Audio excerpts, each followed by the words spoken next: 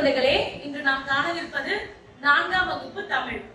சரி, நம்ம கடைசி பாடத்துக்குள்ள வந்தாச்சு. ஒரு பருவம் ஃபுல்லா கடைசி பாடத்துக்குள்ள வந்தாச்சு.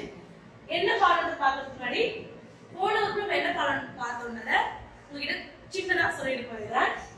ஒரு அழகான ஒரு கிராமம் இருக்குது இல்லையா? அந்த அழகான கிராமம் என்ன பேர் சொல்றாங்க? மன்னவனூர். ம இன் ந வ நு இர். மன்னவனூர்ன்ற ஒரு கிராமம் இருந்தது. அந்த கிராமம் எப்படி இருந்தது? நல்லா பசுமையா, நல்ல இலைத்தறிகள பசுமையா, நல்லா காற்று நல்லா நிறைய வீசுற மாதிரி, நல்லா மழை பெஞ்சு ஓட்டிருந்து நல்ல அழகான ஒரு கிராமம் இருந்தது. குடிசை வீடோட, பனை ஓலையால் மேயப்பட்ட குடிசை வீடோட அந்த கிராமம் ரொம்ப அழகா இருந்துச்சு. அங்க யார் இருந்தாங்க? அறிவுமதி அம்மா இருந்தாங்க இல்லையா? அறிவுமதி அம்மா இருந்தாங்க. அறிவுமதி அம்மா எப்படி இருந்தாங்க? நல்ல வட்டமா சிகப்பு நிறத்துல பொட்டு வச்சுக்கிட்டு இருந்தாங்க. அவங்க என்ன பண்றாங்க? அவங்க பிள்ளைகளான இனியனையும் இனியாவையும் பள்ளிக்கு கலப்புறதுக்காக எழுப்பி காலையில எந்திரிச்சு வச்சு வெள்ளை இருக்கிற குழந்தைகளை எந்திரிக்க வச்சு என்ன பண்றாங்க? பள்ளிக்கு ஆயத்தப்படுத்த சொல்றாங்க. ஆயத்தப்படுத்த என்ன சொன்ன? தயார் செய்ய. சரி, இரவு என்ன பண்றாங்க? பள்ளிக்கு ரெடி ஆயிடுறாங்க. பள்ளிக்கு ரெடி ஆயிட்டு என்ன பண்றாங்க? சாப்பிட உட்கார்றாங்க. எதுல உட்கார்ந்தாங்க? சாப்பிட ஞாபகம் இருக்கா? ஆமா, மலைப்பலகையில உட்கார்ந்தாங்க. சரி, தட்டுல போட்டு சாப்பாடு சாப்பிட்டாங்களாமா? இல்ல. சோறு எதுல போட்டு சாப்பிட்டாங்க? நல்லா இளம் இலையில, நல்லா குளிரான ஒரு இளம் இலையில சாப்பிட்டாங்க இல்லையா? என்னென்ன சாப்பிட்டாங்க ஞாபகம் இருக்கா உங்களுக்கு? ஆமா, கரெக்ட். வரகரிசி சோறும் பருப்பு கடையிலும். சாதாரணமா சொன்னாங்க? இல்ல. நல்ல பருப்பு சட்டியில வெள்ளை வெளேர் என்ற வரகரிசி சோறும், நல்ல பூண்டு மனம் மிக்க பருப்பும், தொட்டுக்கிறதுக்கு என்ன சாப்பிட்டாங்க? சுள் என்ற பிரண்டை துவையல் சாப்பிட்டாங்க. என்ன சாப்பிட்டாங்க? சுள் என்ற அம்மியில் அரைத்த பிரண்டை துவையல் சாப்பிட்டாங்க இல்லையா? நல்லா வயிறு நிறைய என்ன பண்றாங்க? இனியலும் இனியாவும் நல்லா உண்டு என்ன பண்றாங்க? இருவரும் பள்ளிக்கு கிளம்பி போயிருக்காங்க. அம்மா என்ன பண்றாங்க? இவங்க ரெண்டு பேரை தொடர்ந்து அப்பாவுக்கும் சாப்பாடு கொண்டு போறாங்க. களையம்னா என்னது? பாத்திரத்துல அப்பாவுக்காக உணவு கொண்டு போறாங்க. இதோட பாடம் என்னாச்சு? முடிஞ்சிருச்சு. இந்த பாடத்துல நம்ம முக்கியமானது என்ன பார்த்தோம்? வருணனை சொற்கள் தான் பார்த்தோம் இல்லையா? இந்த பாடம் நம்ம எங்க கொடுத்திருக்கோம்னா வருணனை சொற்கள். வருணனை சொற்கள் என்ன சொன்னேன்? மிகைப்படுத்தி சொல்றது. ஒரு விஷயத்த சாதாரணமா சொல்லாம அத மிகைப்படுத்தி சொல்றது. சரி, நம்ம நேற்று பார்த்த பாடத்துல ஏதாவது ஒரு வருணனை சொல்லுங்க பார்க்கலாம். ஆமா, பச்சை பசேல் என்ற வயல்வெளிகள் சொன்னாங்கல்ல. வயல்வெளிகள் சொன்னாங்க, பச்சை பசேல் என்ற வயல்வெளிகள் சொன்னாங்க. சரி, இந்த மாதிரி வருணனை சொற்கள் நிறைய பார்த்தோம். கருகிய மேகம், நல்ல நகர்ந்து போன பஞ்சு பொதிகள் போன்ற மேகங்கள், இந்த மாதிரி நம்ம பார்த்தோம். சரிமா, இது போன வகுப்புல பார்த்த பாடம் தான் எப்படி சொன்ன விடியும் வேலைகள். சரி, இன்றைய வகுப்பு நம்ம என்ன பார்க்க போறோம்னு பாருங்க. முதல்ல இது என்னன்னு பாருங்களேன். இது என்னது? ஒரு நீர்நிலை. முதல்ல நீர்நிலைனா என்னன்னு சொல்லிடுறேன். நீர்நிலையில நீர்கள் இருக்கக்கூடிய இடத்துல நம்ம நீர்நிலைன்னு சொல்றோம். நமக்கு தெரிஞ்ச என்ன நீர்கள் எங்க இருக்கு? டேப்ல இருக்கு, டேங்க்ல இருக்கு, பாத்திரத்துல இருக்கு. அதான் நமக்கு தெரியும் இல்லையா? சில இடத்துல நம்ம பார்த்தா ஏரி பார்ப்போம், குளம் பார்த்திருப்போம், கிணறு பார்த்திருப்போம். இந்த மாதிரி நீர் இருக்கக்கூடிய இடத்துல நம்ம என்ன சொல்லுவோம்? நீர்நிலைகள் சொல்லுவோம். பாடம் 7 நம்ம பார்த்திருப்போம் இல்லையா? நீர்நிலைகள் வெற்றி வேர்க்கை பாடத்துல. சரி, இப்போ நீர்நிலைகள் இருக்கு. இது என்ன நீர்நிலை பார்த்தீங்கன்னா ஒரு ஆறு. ஆறு பிரிச்சு கட்டிருக்காங்க, அணையா கட்டிருக்காங்க. இது ஒரு அணை. சரியா? அணை பாக்குறோம். இந்த அணைகள் நிறைய இருக்கு நம்ம தமிழ்நாட்டுல. இது ஒரு அணை. இது என்ன அணைனா கல்லணை. இந்த அணை பேர் என்னன்னா கல்லணை. இந்த கல்லணையை கட்டினது யாருன்னு பாத்தீங்கன்னா கரிகால சோழன். சோழ மன்னர்கள்ல ஒருவரான கரிகால சோழன் தான். சோழ மன்னர்கள் ஒருவரான கரிகால சோழன் தான் இந்த அணையை கட்டியிருக்கார். கல்லணையை கட்டினது யாரு? கரிகால சோழன். சரிமா, இவர் தான் கரிகால சோழன், சோழ நாட்டினுடைய ஒரு அரசர். சரி, இது என்னன்னு சொல்ல வராங்க பாத்தீங்கன்னா ஒரு மக்கள் இப்போ இவர் என்ன பண்றாருன்னா மக்களுக்காக அணைகள் கட்டுறாரு. அணை கட்டுறாரு மக்களுக்காக. இப்ப மக்கள் துன்பப்படுவாங்க. அதிகமான நீர் போக்கு வரும்போது என்ன? மழை பெஞ்சு வெள்ளம் வரும்போது என்ன ஆகும்? அதிகமான நீர் வீடுக்குள்ள வந்துடும் இல்லையா? அதை தடுக்கிறதுக்காகவும், அதே போல வறட்சியான நேரம் எது? கோடை காலங்கள்ல நீர் பற்றாக்குறை ஏற்படுது. ஆமா தானே? நீர் பத்த மாட்டது. அதுக்காகவும் கட்டினதுதான் இந்த அணை, கல்லணை. 2000 வருடங்களுக்கு முன்னாடி என்ன பண்ணாரு? இவர் கட்டின கல்லணை இன்னும் நிலைத்து இருக்கு. இந்த கல்லணை பற்றிய பாடம் தான் இன்றைய பாடம். நம்ம பார்க்க போற பாடம் என்ன பார்த்தீங்கன்னா பாடம் 9 கரிகாலன் கட்டிய கல்லணை. கரிகாலன் பாடலையும் அவர்தான் கரிகாலன். அவர் கட்டிய கல்லணை. கரிகாலன் கட்டிய கல்லணை. கரிகாலன் கட்டிய கல்லணை நாம் பார்க்க போறோம். சரிமா, இது வந்து உரையாடல் வடிவத்திலான ஒரு பாடம். சரி, ஒரு 3 பேர் 4 பேர் பேசிக்கிற மாதிரி. யாரா இருப்பாங்க பாத்தீங்கன்னா மாமா இருப்பாங்க, ஒரு 2 பசங்க இருப்பாங்க. அந்த 2 குழந்தைங்களோட பேர் பாத்தீங்கன்னா மணிமொழி கனிமொழி. மணிமொழி கனிமொழி 2 குழந்தைகள் இருக்காங்க. அவங்களுக்கு மாமா அத்தைன்னு 2 பேர் இருக்காங்க. மாமா அத்தையோட குழந்தை கபிலன் ஒரு பையன். சரி, இந்த 5 பேர் தான் பாடத்துக்குள்ள வராங்க. இவங்க 5 பேர் என்ன பண்றாங்கன்னா கல்லணையை சுற்றி பார்க்க போறாங்க. அப்போதான் இந்த பாடம் வந்து நமக்கு முழுசா நம்ம படிக்க போறோம். அவங்க சுற்றி பார்க்கும்போது என்னென்ன பார்த்தாங்கன்றத நம்ம பார்க்க போறோம், என்னென்ன பேசிக்கிறாங்கன்றத பார்க்க போறோம். சரியாமா? முதலில் பார்க்கலாமா? மணிமொழியும் கனிமொழியும் தங்களது முதல் பருவ விடுமுறையில் திருச்சியில் உள்ள தம் மாமா வீட்டிற்கு சென்றனர். மணிமொழியும் கனிமொழி என்ன பண்றாங்க? நம்மளுடைய முதல் பருவ விடுமுறை என்னது? ஆமா, நம்ம காலாண்டு தேர்வு வரும் இல்லையா? அந்த முதல் பருவ விடுமுறையில என்ன பண்றாங்க? வீட்டுல முடியாது நம்ம என்ன பண்ணுவோம், ஊருக்கெல்லாம் போவோம்ல, அதே மாதிரி கனிமொழியும் மணிமொழியும் ஊருக்கு போறாங்க. எந்த ஊருக்கு பார்த்தீங்கன்னா திருச்சி. திருச்சி ஊருக்கு போறாங்க, மாமாவுடைய வீட்டுக்கு போறாங்க. கல்லணையை பார்க்க வேண்டும் என்ற விருப்பத்தினை மாமாவிடம் கூறினர். அவங்க மாமா கிட்ட என்ன சொல்றாங்க? மாமா மாமா நான் கல்லணையை பார்க்கலாமான்னு சொல்லி விருப்பத்தை சொல்றாங்க. மாமாவும் அதற்கு இசைந்து என்னதுமா? இசைனா ஏற்றுக்கொண்டு. அவங்க என்ன பண்ண ஏற்றுட்டு தம் குடும்ப உறுப்பினர்களையும் அழைத்துக் கொண்டு கல்லணைக்கு செல்கிறார். அவர் என்ன பண்ண குடும்ப உறுப்பினர்கள் யாரு?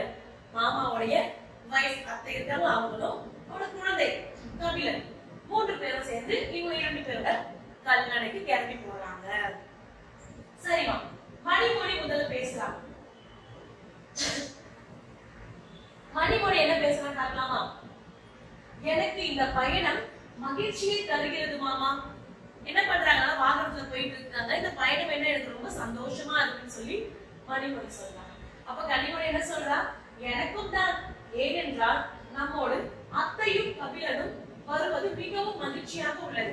வேற யாராவது வராங்க? அத்தையும் கபிலனும் வராங்க. எல்லாரும் மகிழ்ச்சியா சந்தோஷமா போயிட்டு இருக்காங்க. அப்ப அத்தை சொல்றாங்க, நாம் பார்த்து போகும் கல்லணையை நெருங்கி விட்டோம்னா பக்கத்துல போயிட்டோம். நம்ம என்ன பார்க்க போறோம்? கல்லணைய. அது பக்கத்துல நெருங்கிட்டோம்னு சொல்லி அத்தை சொல்றாங்க. மாமா என்ன சொல்றாங்க பாருங்க, வாருங்கள் கல்லணையை சுற்றி பார்ப்போம். எல்லாரும் வாங்க கல்லணையை சுற்றி பார்க்கலாம்னு சொல்லி கல்லணைய சுத்தி பார்க்கறதுக்காக போறாங்க. கனிமொழி சொல்றா, அந்த கல்லணை எப்படி இருந்துச்சு? இந்த மாதிரி அணை இருந்து இதை சுற்றி பார்க்கறதுக்காக என்ன பண்றாங்க? எல்லாரும் போயிட்டு இருக்காங்க. அப்ப கனிமொழி சொல்றாங்க, மாமா கல்லணை எந்த மாவட்டத்தில் உள்ளது? கல்லணை வந்து எந்த மாவட்டத்துல இருக்குன்னு கேக்குறாங்க. என்ன கேக்குறா கனிமொழி? இந்த கல்லணை இருக்கு சரி, அது எந்த மாவட்டத்துல இருக்குன்னு கேக்குறாங்க. அதுக்கு மாமா என்ன சொல்றாருன்னா தஞ்சாவூர் மாவட்டத்தில் உள்ளது. இப்போ திருச்சி வந்து தஞ்சாவூர்ல தான் இருக்கு. தஞ்சாவூர்ல பெரிய ஒரு மாவட்டம். அந்த மாவட்டத்துல திருச்சின்ற ஒரு இடம் இருக்கு. அந்த இடத்தில் இருந்து 20 கிலோமீட்டர் தொலைவில் உள்ளது.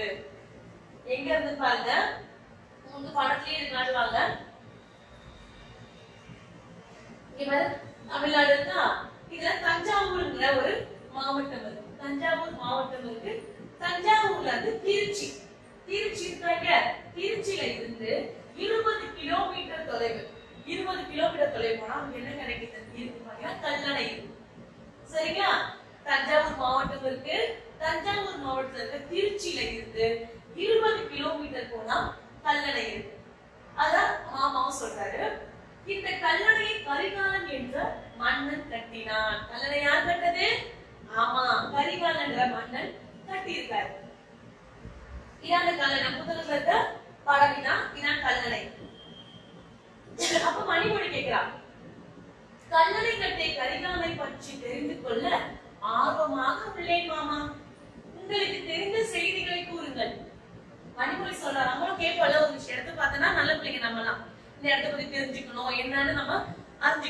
கேட்போம். அதே மாதிரி மணிமொழி என்ன சொல்றா, கல்லணை பத்தி தெரிஞ்சுக்கணுமா, எனக்கு சொல்லுங்கன்னு சொல்லி கேட்கிறா.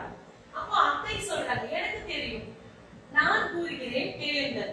சோழ அரசர்களில் சிறப்புமிக்க அரசன் கரிகாலன் ஆவார். இவரது இயற்பெயர் வளவன் என்பதாகும்.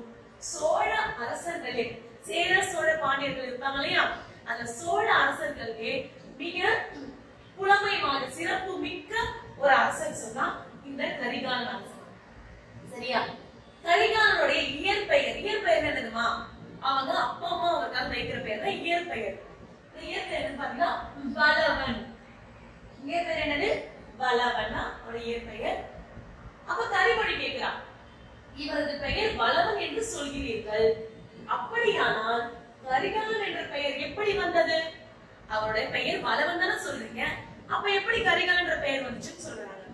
அதுக்கு மாமா சொல்றாரு, கரிகாலன் என்பதற்கு கருகிய காலை உடையவன் என்பது பொருள்.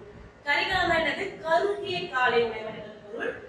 இளம் வயது, இளம் வயதான சின்ன வயசுல இவருக்கு ஏற்பட்ட தீ விபத்தின் காரணமாக இப்பெயர் இவருக்கு வழங்கலாயிற்று. இவருடைய கால்ல ஒரு தீ விபத்து ஏற்பட்டது. அப்ப இவரோட கால் வந்து என்ன கருப்பா இருக்கு. அதுல இருந்து இவர் என்ன சொல்லிருக்காங்க, வளவன் சொல்லாம இவரோட பெயரை கரிகாலன் கரிகாலன் மாத்தி கடைசியா கரிகாலனை இவரோட பெயர் வந்து வழங்கிட்டாங்க. ஓகேவா? கரிகாலன் என்பதற்கு கருகிய காலை உடையவர் என்பதுதான் பொருள். சரியாமா? இதற்கு என்னதான் மணிமொழி சொல்றாய், கல்லணை எவ்வளவு நீளமாகவும் பார்ப்பதற்கு எவ்வளவு அழகாகவும் இருக்கிறது. கல்லணைக்கு இப்ப சேர்ந்தாங்கல்ல, கல்லணை பக்கம் நீளமா நம்ம காட்டு பார்த்தீங்கன்னா கல்லணை எப்படி இருக்குது, நல்லா நீளமா இருந்துச்சு.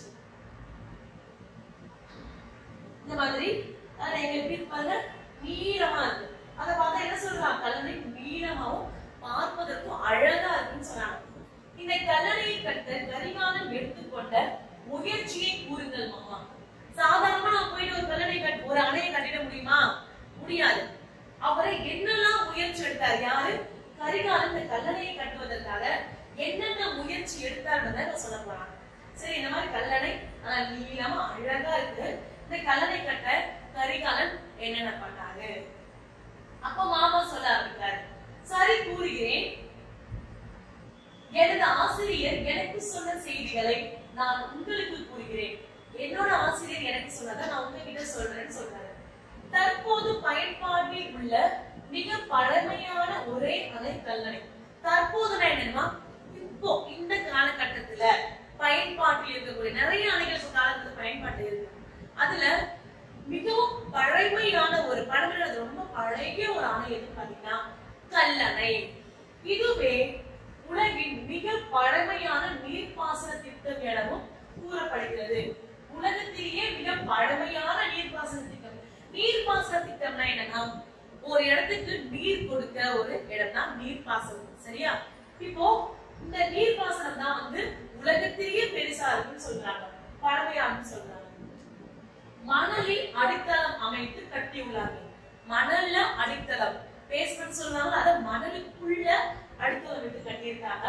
இது பழந்தமிழரின் கட்டுமான திறனுக்கு சான்றாகும்.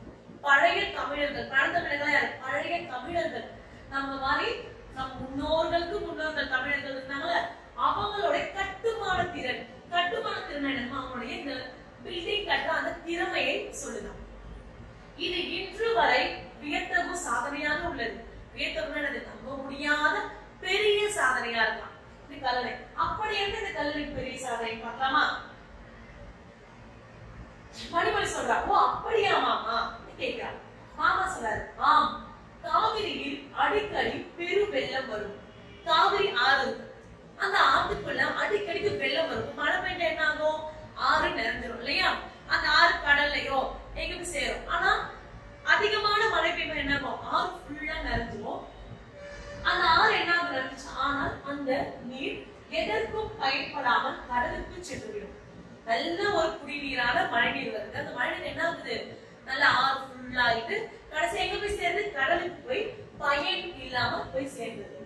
மழைக்காலத்தில் வெள்ள பெருக்காலும் கோடை காலத்தில் நீரின்றியும் மக்கள் துயரப்பட்டதை கண்டு அதனை தடுக்கும் பொருட்டு பெரியதோர் அணையை கட்ட முடிவெடுத்தான் கரிகாலன். மக்கள் வந்து கோடை காலங்கள்ல வெயில் காலங்கள்ல என்ன பண்ணாங்க, தண்ணி இல்லாம கஷ்டப்பட்டாங்க.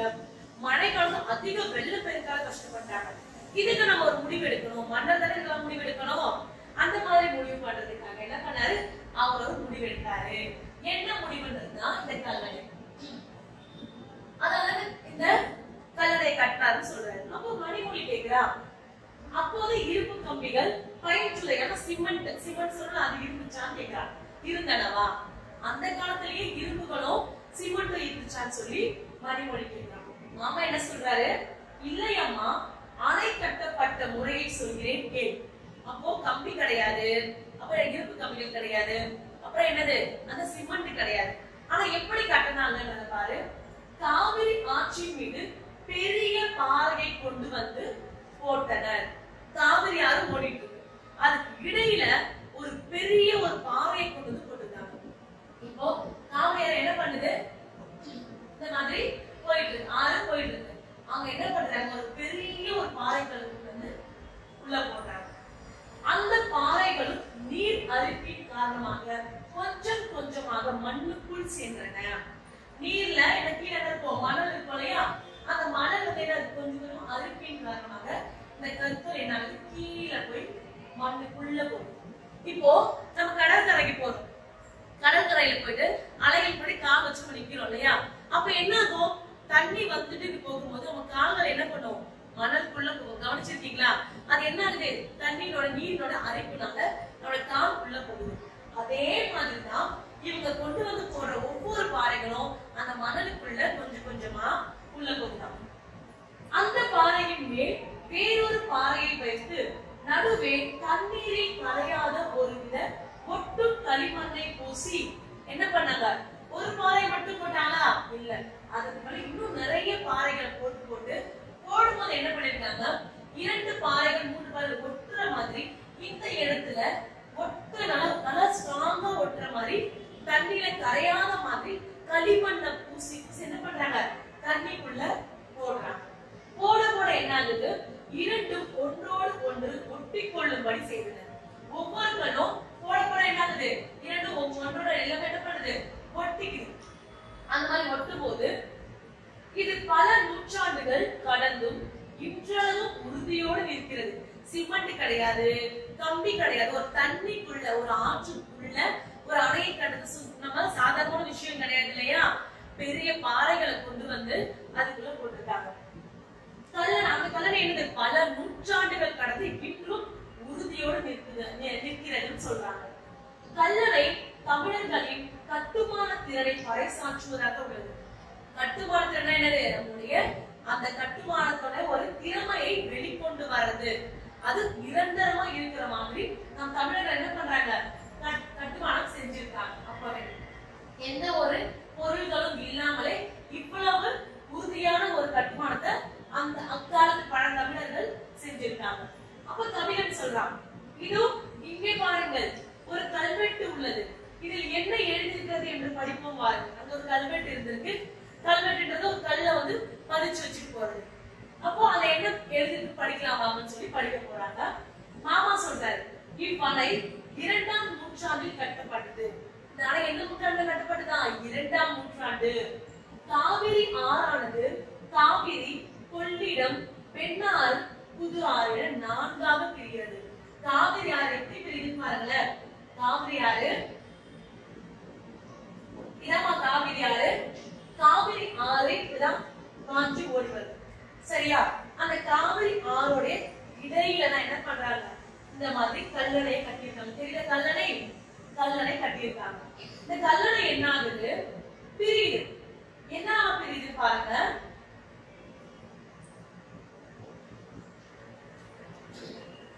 காவிரி என்ன ஆகுது, கல்லணையோட கால்வாய் எங்க இருக்கு, புது ஆறு ஒரு ஆறு பாயுது, வெண்ணாறுன்ற ஒரு ஆறு பாயுது, காவிரி நேர் பக்கமா போகுது, கொள்ளிடம்ன்ற ஒரு ஆறு போகுது.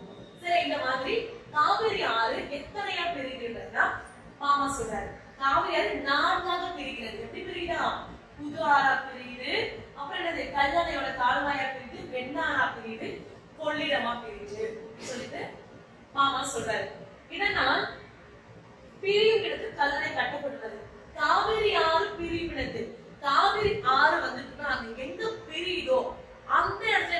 கல்லணை கட்டியிருக்காங்க.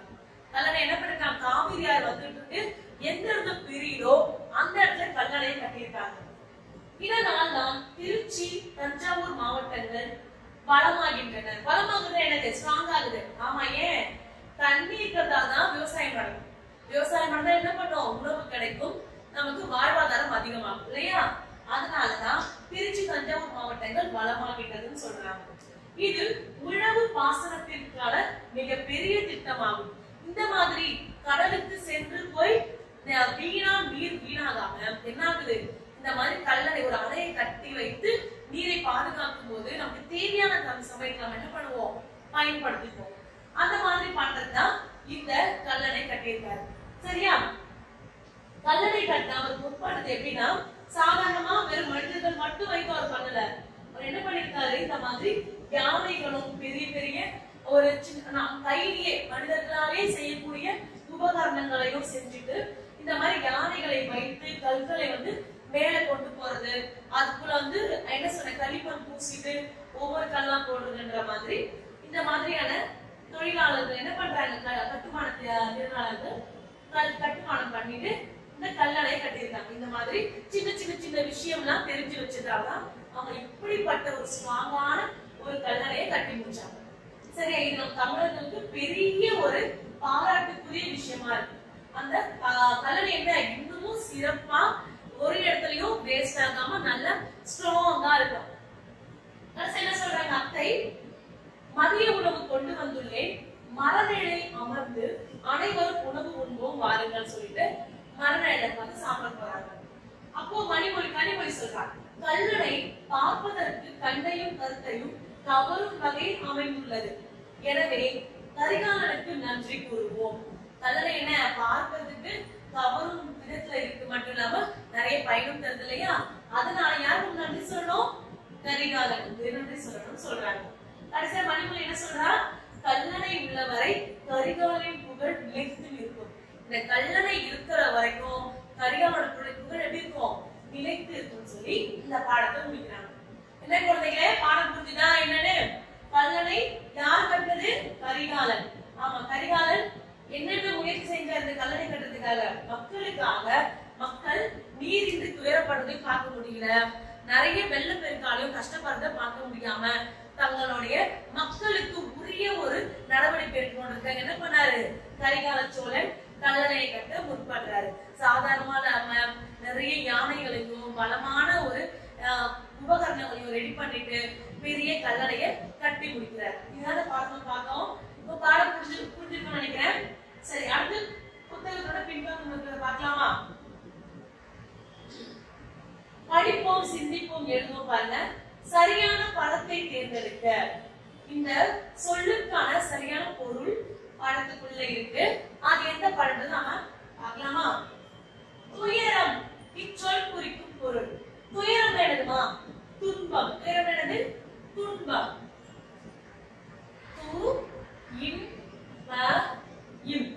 துன்பம். அடுத்து வியத்தகு இச்சொல் குறிக்கும் பொருள். வியத்தகு என்னது, ஆச்சரியம் தருது, ஆச்சரியம் தரும்.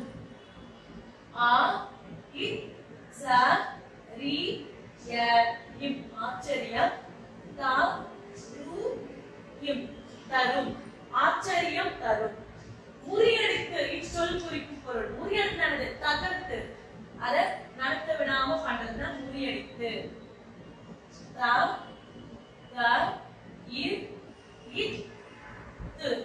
தகர்த்து. சூழ்ச்சி இச்சொல் குறிக்கும் பொருள். சூழ்ச்சி தந்திரம், தந்திரமான ஒரு பொருள் தான் சூழ்ச்சி. தந்திரம். இது பொருள் வரும் வகுப்புல என்ன பார்க்கலாம். நெக்ஸ்ட் சரியான சொல்லை தெரிவு செய்து எழுதுவோமா? பெருவெள்ளம் இச்சொல்லை பிரித்து எழுத கிடைப்பது என்னது, பெருமை கூட்டல் வெள்ளம். தங்கி இருந்த இச்சொல்லை பிரித்து எழுத கிடைப்பது தங்கி கூட்டல் இருந்த. இரண்டா பிரிக்கும் போது பொருள் தரணும், ஞாபகம் வச்சுக்கோங்க. அடுத்து அமைந்துள்ளது, அமைந்து கூட்டல் உள்ளது. அமைந்துள்ளது, அமைந்து கூட்டல் உள்ளது. அரசு கூட்டல் ஆட்சி எப்படி சேர்த்து எழுதணும், அரசாட்சி, அரசு கூட்டல் ஆட்சி, அரசாட்சி. நீர் கூட்டல் பாசனம், நீர் பாசனம், நீர் கூட்டல் பாசனம், நீர் பாசனம். அடுத்து பார்க்கலாமா? பந்தை அதன் எதிர்ச்சொல் கூடையில் போடலாமா? எதிர்ச்சொல் வார்த்தைகள் கண்டுபிடிச்சு இந்த பந்து கொண்டு என்ன பண்ணலாம்? கூடைக்குள்ள போடலாம். சரி, முதல்ல என்ன பாருங்க, தொலைவில். தொலைவில் இருந்து தூரமா இருக்கிறது. இங்க என்ன வார்த்தை வரும் நமக்கு? புதுமை, சிறிய, அருகில், நண்பர்கள், மேல்தளம். என்னவா வரும்? சரி, தொலைவுக்கு எதிர்ச்சொல் என்னது? அருகில். பந்தத்துக்குள்ள போட்டோமா? தொலைவில் எதிர்ச்சொல் என்னது? அருகில். அடுத்து எதிரிகள். எதிரிகள் யார்? சண்டை போடுறவங்க. அவங்களுக்கு எதிர்ச்சொல் யாரு? ஆமா, நண்பர்கள். வந்து தூக்கி நண்பர்களுக்குள்ள போட்டாச்சு. அடுத்து பழைமை. பழைமை என்னது? ரொம்ப காலத்துக்கு முன்னாடி இருக்கிறது. புதுமைனா இந்த காலத்துல இருக்கு. அப்போ பழமைக்கு புதுமைனா எதிர்ச்சொல். அடித்தளம் என்னது? கீழே இருக்குது. மேல்தளம்ன்றது மேல. அப்போ என்னது? இதுதான் இதுக்கான எதிர்ச்சொல். கடைசி என்ன பாருங்க, பெரிய, சிறிய. பெருசா இருக்கிறது, சிறுசா இருக்குது. இந்த பதத்துக்கு குடுக்குற போட்டாச்சு. சரி, எதிர்ச்சொல் தெரியுதா? தொலைவில், அருகில், எதிரிகள், நண்பர்கள், பழைமை, புதுமை, அடித்தளம், மேல்தளம், பெரிய, சிறிய. அடுத்து என்ன சொல்றாங்க? சரியானதை எடுத்து எழுதுக. கல்லணை அமைந்துள்ள மாவட்டம். எந்த மாவட்டமானது அமைந்திருக்க? கல்லணை தஞ்சாவூர் மாவட்டம். தமிழ்நாட்டில் காவிரியின் முக்கிய துணையார் எது? கொள்ளிடம். தமிழ்நாட்டோட காவிரியோட முக்கிய துணையார் எது? கொள்ளிடம். கல்லணையை கட்டிய அரசன் யாரு? கரிகாலன். சரி, கல்லணை கட்டின அரசன் யாரு? கரிகாலன். கல்லணை டாஷ் தொழில்நுட்பத்திற்கு சிறந்த சான்றாக திகழ்கிறது. இன்றைய பழையகாலத்து தமிழர்களா? பழைய தமிழர்களுடைய தொழில்நுட்பத்திற்கு சான்றாக திகழ்கிறதுதான் கல்லணை. அடுத்தது என்ன பார்ப்போம்? வினாக்கள் நம்ம வகுப்புல பார்க்கலாம். ஓர் எழுத்தை கண்டுபிடி 4 சொல்லை பெறலாம். ஒரு எழுத்தை கண்டுபிடிச்சு ஒரு ஆக்டிவிட்டி 4 சொற்கள் வருமா? ஒரே ஒரு எழுத்து. இங்க பாருங்க, நடுவுல என்ன இருக்கு? மா. மாங்கிற ஒரு எழுத்து கண்டுபிடிச்சா சமம், மனம், மருந்து, மரம் கண்டுபிடிச்சாச்சு. இங்க பாருங்க, என்ன எழுத்து போட்டா இதற்கான வார்த்தைகள் வரும்? என்ன எழுத்து போடலாம்? சரி, நான் போடலாமா? நான் போட்ட என்ன வரும்? நீளம், காலம், விளக்கு. விளக்குன்றது விளக்கி வைக்கிறது, இந்த விளக்கு. அடுத்து பலம். அடுத்து இந்த பாக்ஸ்க்கு என்ன எடுத்து போடலாம்? சரி, பூ போடலாமா? பூ போட என்ன வரீங்க? குளம், தொகுதி, குடம், பழகு. சரி, கடைசி நீங்க சொல்லணும். என்ன போடலாம்? பி எடுத்து போடலாம். Very good. பி எடுத்து போட என்ன வரும் பாருங்க? மாவிலை. மாவிலை என்னது? மாமரத்தோட இலைகள் மாவிலை. பிறகு, கருவி, விகுதி. கண்டுபிடிச்சோமா எல்லாமே? அதை கண்டுபிடிச்சிருக்கீங்க. அடுத்து என்ன பார்க்கலாம்? அறிந்து கொள்வோமா? தமிழ்நாட்டுல முக்கிய அணைகள் இருக்குன்னு சொல்லிட்டு இல்லையா? கல்லணை பத்தி நம்ம பார்த்தோம். கல்லணை பத்தி பார்த்தோம். கல்லணை மட்டும் இல்ல, நம்ம தமிழ்நாட்டுல இருக்க முக்கியமான அணைகள் என்னென்னது? கல்லணை, மேட்டூர் அணை, வைகை அணை, சாத்தனூர் அணை, பவானி சாகர் அணை. இந்த மாதிரியான ரொம்ப பழமையான அணைகள் இருக்கு. நம்ம தமிழ்நாட்டுல முக்கிய அணைகள் கேட்டா என்ன சொல்லணும்? கல்லணை, மேட்டூர் அணை, வைகை அணை, சாத்தனூர் அணை, பவானி சாகர் அணை. அடுத்து என்ன பார்க்கலாம்? செயல் திட்டமா? நூலகத்திற்கு சென்று வரலாற்று நூல்களை படித்து யாரேனும் 5 அரசர்களின் பெயர்களையும் அவர்கள் செய்த செயல்களையும் தெரிந்து கொண்டு அட்டவணையை நிரப்பி வருக. என்ன சொல்லிருக்காங்க? நூலகத்துக்கு போயிட்டு ஏதாவது 5 அரசர்களுடைய பெயர்களையும் அவங்க என்னென்ன சாதனை புரிஞ்சிருக்காங்க. எக்ஸாம்பிள் இங்கே நமக்கு சோழர்கள்ல ஒருத்தர் யாரு? கரிகாலன் வந்து கல்லணை கட்டியிருக்காரு இல்லையா? அந்த மாதிரி அவங்க என்னென்ன செயல்கள் பண்ணிருக்காங்க, இந்த மாதிரி ஒரு அட்டவணையில தெரிஞ்சுட்டு வர நூலகத்துக்கு போயிட்டு. இதான் ஒரு ஆக்டிவிட்டி. சரிமா, அதுக்கு நம்ம வகுப்பு பார்க்கலாமா? பொருள் குறி. தமிழை பாடத்துடைய பொருள் கொடுக்க பார்க்கலாம். முதல் பாருங்க, முறியடித்து. முறியடித்தது தகர்த்து. சூழ்ச்சி, தந்திரம். துயரம், துன்பம். வியத்தகு, ஆச்சரியம். அடுத்து பிரித்தெழுதுக. பெருவெள்ளம், பெரிய கூட்டல் வெள்ளம். நம்ம இங்க பெருமை கூட்டல் வெள்ளம் சொல்லணும். தங்கி இருந்த, தங்கி கூட்டல் இருந்த.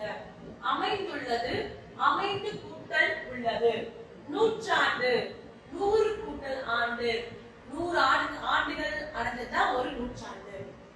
அதான் நூற்றாண்டு, 100 கூட்டல் ஆண்டு. பழந்தமிழர், பழைமை கூட்டல் தமிழர். சேர்ந்து இருக்க பாருங்கம்மா. அரசு கூட்டல் ஆட்சி, அரசாட்சி. நீர் கூட்டல் பாசனம், நீர்ப்பாசனம். தொழில் கூட்டல் நுட்பம், தொழில்நுட்பம். எதிர்ச்சொல் பாருங்க, நம்ம எங்க பார்த்தோம்னா அருகில், தொலைவில். சிறிய, பெரிய. மேல்தளம், அடித்தளம். புதுமை, பழைமை.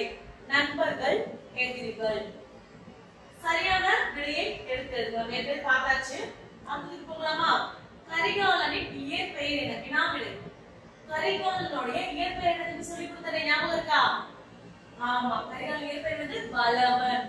கரிகாலனின் இயற்பெயர் பலவன் ஆகும். இரண்டாவது கேள்வி பாருங்க. கரிகாலன் என்று பெயர் வர காரணம் என்ன? ஏன் அவரோட பெயர் கரிகாலன் பெயர் இருந்துச்சு? ஆமா, சரி. கரிகாலன் என்பதற்கு கருதிய காலை உடையவன் என்பது பொருள். இளம் வயதில் இவருக்கு ஏற்பட்ட தீ விபத்தின் காரணமாக இப்பெயர் இவருக்கு வழங்கலாயிற்று. அடுத்த கேள்வி பார்க்கலாம். மூன்றாவது கேள்வி. கரிகாலன் கல்லணையை கட்ட காரணம் யாது?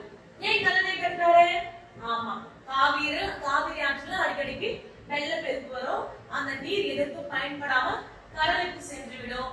மக்கள் மழை காலத்தில் வெள்ளப்பெருக்காலும் கோடை காலத்தில் நீரின்றி துன்பப்பட்டாங்க.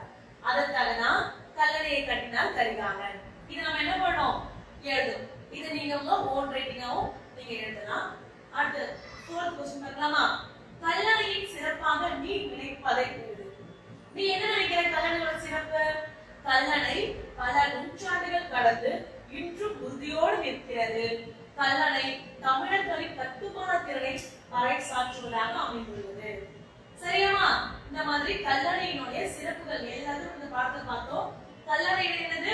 கரிகாலன் கட்டிய கல்லணை. இவர்தான் கரிகாலன் கல்லணை கட்டியிருக்காரு இல்லையா? கல்லணை பார்த்தோம், ஞாபகம் இருக்கா உங்களுக்கு? இந்த கல்லணையோட ரியல் பிக்சர் இதான் இருக்கும். இந்த மாதிரி கல்லணை வந்து 4 பீரியடும் நம்ம பார்க்கலாம். இந்த மாதிரி யானைகள் கொண்டு வந்தா அவர் கல்லணையை கட்டி முடிச்சாரு. சரிமா?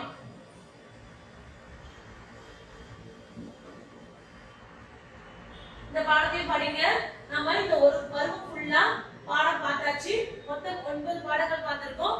9 பாடத்தை நல்லா படிங்க, நிறைய விஷயம் தெரிஞ்சுக்கோங்க. நன்றி குழந்தைகளே.